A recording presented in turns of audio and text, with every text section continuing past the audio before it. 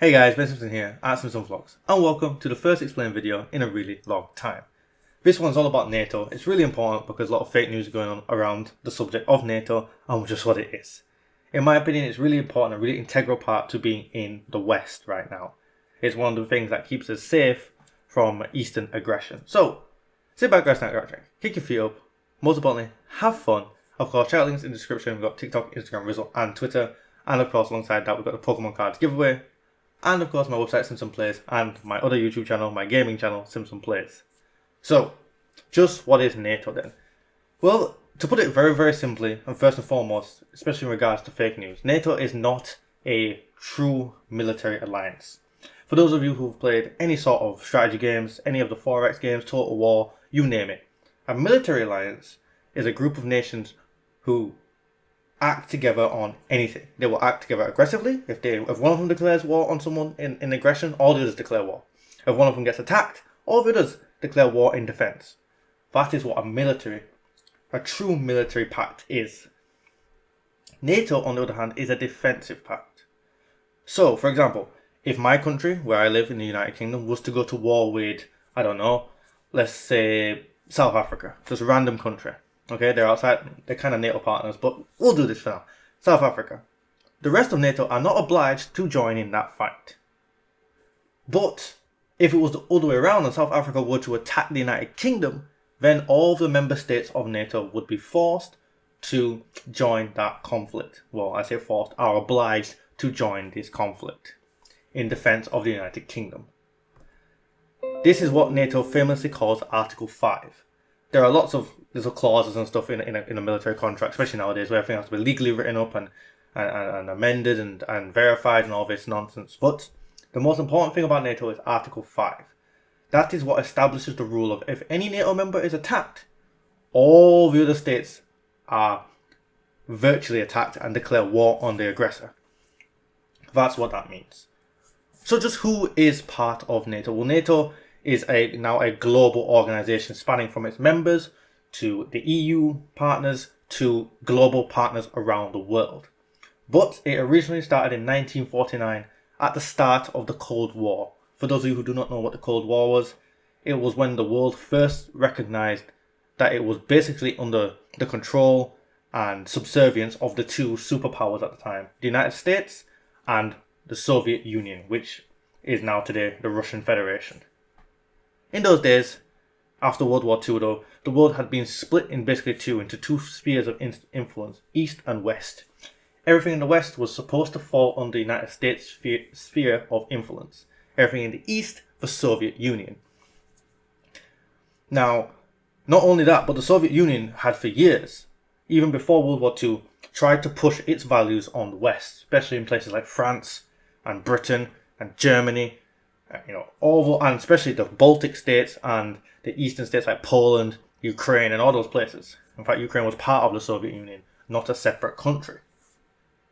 So there was a massive fear in the West of one invasion and two revolts and uprisings by the communists, who were supported by the Soviet Union financially and ideologically. So 1949 comes around, and with the Cold War there, the Soviet Union has occupied states like Poland and half of Germany and, Estonia, Lithuania. All these places are now occupied by the Soviet Union. They are under their control. They are puppet states, satellite states in fact, meant to serve as buffers against invasion for the Soviet Union. That was the pretext of it. They would later become to be known as the Warsaw Pact, separate, but more or less under the control of the Soviet Union. And NATO had to be formed as a defense system, that if one of them were ever invaded, the rest would all come to the aid of that nation. So NATO was formed in 1949, before the Warsaw Pact. That's very crucial to remember. NATO was formed first. In 1949, there were 12 states that signed to join this pact. Now, NATO stands for the North Atlantic Treaty Organization. So, the integral parts of NATO are firstly and foremost United States, France, and Britain. They were the victors of World War I and II, and they were seen as the most powerful North Atlantic countries. countries that border the North Atlantic Sea, which is the American East Coast, for those of you who don't know. So it included them as the three integral members. Joining them was, of course, Belgium, Canada, Denmark, Iceland, Italy, Luxembourg, which is a place near to France, kind of French, but a sovereign state of its own, Netherlands, Norway, Portugal. They all joined this North Atlantic Treaty. This was supposed to defend them from the Soviet Union and stop the mighty Red Army overrunning one country and picking them off one by one, invading them all and turning them communist, which is what all the leaders feared at the time. Not necessarily the people, but we were engineered to fear the Soviet Union.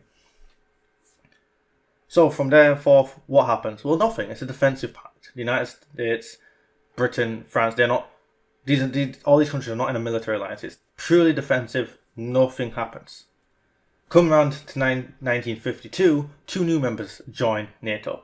Greece, which had been a puppet under Britain and had suffered a communist uprising, so they joined for that reason. And Turkey, basically on the border of the Soviet Union. Not so much now, but back in the day when the Soviet Union included states like Azerbaijan, Georgia, and all those states just above Turkey, that was a real threat to Turkey. They joined NATO in 1952 as well, which is really important to this day because Turkey has full and utter legal right access to the Black Sea. That's straight between Istanbul, because Istanbul, if you don't know, is a city basically in two halves. One half in Asia, one half in Europe. They control that. You cannot sail through there without Turkey's permission. A massive, massive boost to NATO's security, and indeed the whole world. Because if a war were to kick off, they would basically be able to blockade Russia's Black Sea fleet in the Black Sea. So that's what happened there. And again, it is a very tense time in the world in the Cold War, but it is peace. It's all more or less peaceful until West Germany officially gained its independence, more or less from the United States stewardship, and joins NATO in 1955. 8 days later, the Soviet Union would form the Warsaw Pact. Now you have the Cold War as it's historically known. The West versus the East. There are no neutral players really besides places like Switzerland and Sweden and Finland. There are no neutral players in Europe at this point. Everyone has a side. So we fast forward towards the end of the Soviet Union. You get to 1982 and other countries in Europe are now joining NATO officially. No longer kind of saying, yeah, we're kind of part of NATO but as members. Spain officially joins in 1982 and well, that's all of Western Europe. Now, everyone is in NATO. When the Soviet Union collapses, this is where people start to get... They kind of mistake this as an aggressive move by NATO. It's not an aggressive move because, again, these countries were invaded, occupied as far as they are concerned, as far as world history can show. These nations that I'm about to say next were occupied by either by the Soviet Union, personally, they were part of this union. Russia and all these other states, that was the Soviet Union. Soviet Union wasn't just Russia on its own. It was places like Ukraine, Estonia, Lithuania, Belarus, like I said, Azerbaijan, Georgia. All these places were part of Kazakhstan, Uzbekistan, all part of the Soviet Union, actually part of Soviet Union, part of more or less Russia. Once these countries gained their independence, the ones in Europe decide to join NATO so they can keep their independence, especially members of the Warsaw Pact. It's quite funny, however, because the members of the Warsaw Pact, even though they got their independence, they remained part of the Warsaw Pact for around 8 months. And they actually signed a non-aggression pact with NATO. Once that's all ripped up though, well, they join NATO. So Poland, Czech Republic and Hungary all fall suit to join NATO in 1999, the year I was born, coincidentally.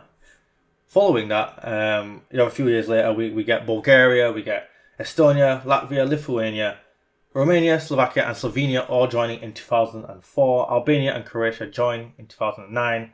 And Montenegro and North Macedonia are the most recent members to join NATO, respectively in 2017 and 2020. There you have it. That is the full membership lineup of NATO.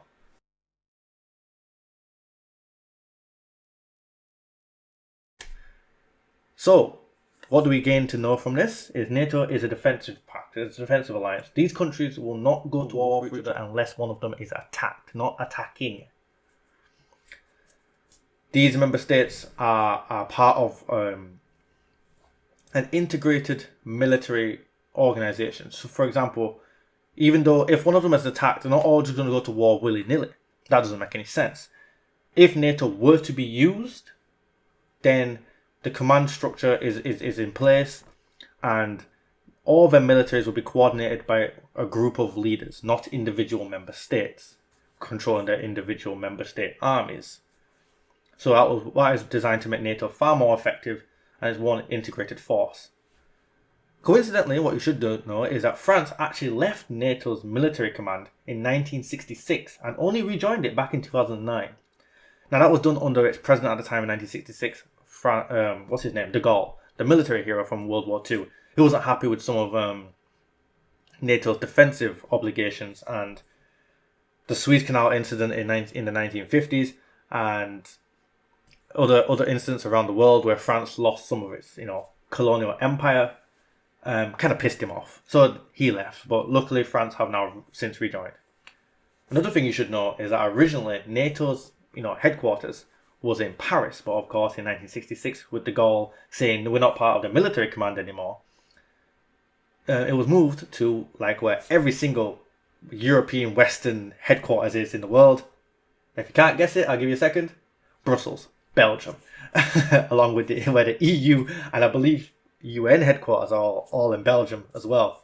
It's a fun little country, Belgium. Always gets invaded and always seems to get all the good stuff. So that is the truth of NATO. You need to remember that NATO, it isn't it's not an organization that's going to go to war willy-nilly. For example, is another reason that NATO can't interfere in the current Ukrainian conflict is, again, it's a defensive lineup. NATO can't just declare war, not legally as far as I'm aware. So they would have to be attacked. It's very messy and very strange kind of way of doing things. But I'll give you two instances where NATO has been used. So then, when has NATO been used in its aggression? Well, the first time NATO ever was used in aggression was during a conflict in Bosnia, where NATO didn't send troops but used airstrikes to protect Bosnia from Yugoslavia. During the time Yugoslavia was falling apart, it was the first time NATO had ever been used, and this was also done without UN approval. Another reason NATO was created was to get around the stickiness of the UN. The UN has been dubbed many times in history as largely ineffective, mainly because it's what is it called? It has members that can never lose their membership and have the ability to abstain on anything. And these members would include Britain, France, the United States, Russia, and China. These people don't get along. So if one of them wants to do something and another one of them doesn't, no matter if it's 5-1, that one person can just go, no, it's not happening. So, and it doesn't happen. That's why the UN is largely ineffective. Reason why NATO was formed in the first place. So, there you have it. That is a time NATO was used in aggression. Now, NATO was also used in aggression again, but under the time of defensive, in 2001, the start of the war on terror. Obviously, the United States suffered one of the most horrific and unprovoked attacks in history on its Twin Towers, its economic center, trade center in New York in September 2001. And NATO, again, one of its member states, had legally, technically been attacked. Even though it was being attacked by not a state, it had been attacked by an organization. It gave the right to invoke Article 5 in defense of the United States. who had been attacked. So those are the 2 times in history that NATO have gone to war officially as NATO, all of its member states at the times. Now, I really hope that in the modern age, I don't see NATO do that with one of the superpowers, i.e. Russia or China, because that would be World War III. And incidentally, that is a topic and subject that I'm going to cover in my next 2 videos. The first being, what if World War II did not end? So this would be before NATO formed, and it would be the United States, France and Britain pitted up against the mighty Red Army of the Soviet Union. And again, it's a sensitive subject, so I understand if people don't want to watch it, and even more sensitively, during this current conflict would be the next video. What if World War III kicked off? What if Russia, in response to its sanctions, declared war on NATO? So, I hope you have enjoyed this video, I hope you found it informative, and I hope you've had a better understanding of NATO. At the end of this video, there'll be another picture for you guys to view and see the current state of NATO and its partners around the world, because you should also know that it does have world partners. Places like Japan, Australia, South Africa, parts of North Africa are all partners with NATO, so would probably get involved in any conflicts. So I'm going to love you and leave you now. I'm going to show you that picture at the end. Until next time guys, I hope you've enjoyed this explained video. Run it back again if you want to enjoy some more historical content, some more juicy knowledge to be imparted upon your brains, and more of me. Check out the links down below. Of course, I've got TikTok, Instagram, Rizzle, and Twitter. And of course, there's the Pokemon cards giveaway, along with SimpsonPlays.com and my other channel, Simpson Plays. Like I said, I'm going to love you and leave you. Peace.